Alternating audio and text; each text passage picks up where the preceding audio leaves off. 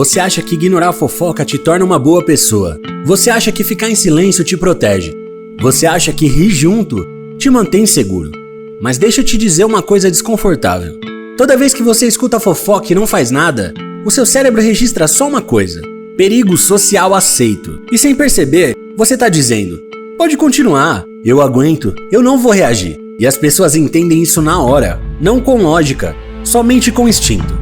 Elas voltam, não porque confiam em você, mas porque sabem que você não oferece resistência alguma. E aqui tá a parte que ninguém te conta. A fofoca não gruda em quem fala, ela gruda em quem permite. Mas calma, parar a fofoca não significa criar atenção, não significa pagar de superior, não significa virar o chato do ambiente. Se você fizer do jeito certo, algo curioso acontece. O clima muda e o respeito sobe. Eu passei dias estudando psicologia, o comportamento humano real e dinâmicas sociais invisíveis, tentando responder a 3 perguntas simples e perigosas. Como cortar a fofoca sem virar alvo, como sair limpo sem parecer fraco e como ganhar um respeito sem levantar a voz. E o que eu descobri muda completamente a forma que você vê esse jogo.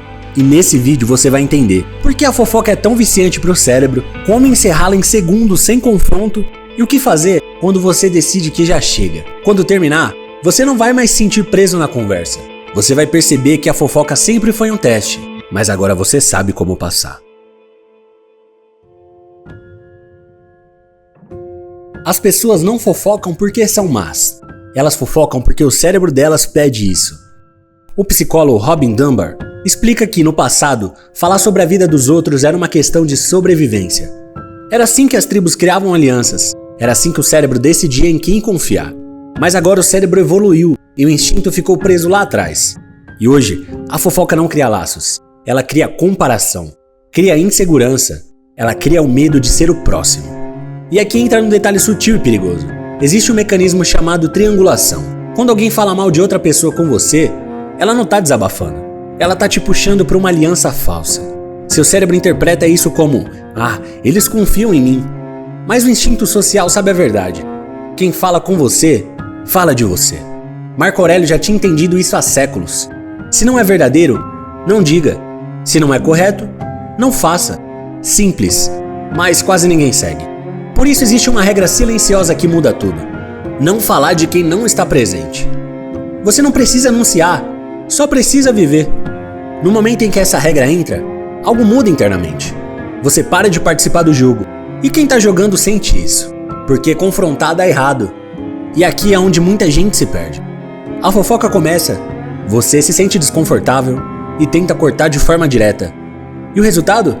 Clima pesado, olhares estranhos. Ironicamente, você vira o assunto depois. Isso acontece por causa do efeito rebote. A maioria dos fofoqueiros não se vê como tóxica. Eles se veem como sinceros, engraçados, realistas. Então, quando você aponta o erro, o cérebro deles não escuta, ele reage. Sabedoria real não é bater de frente, é não entrar no campo de batalha. Você não controla a boca dos outros, mas controla o espaço que oferece.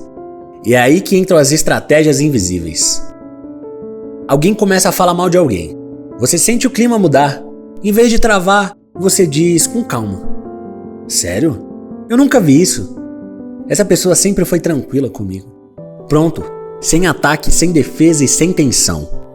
O cérebro do outro entra em curto, porque a fofoca não precisa de concordância para sobreviver.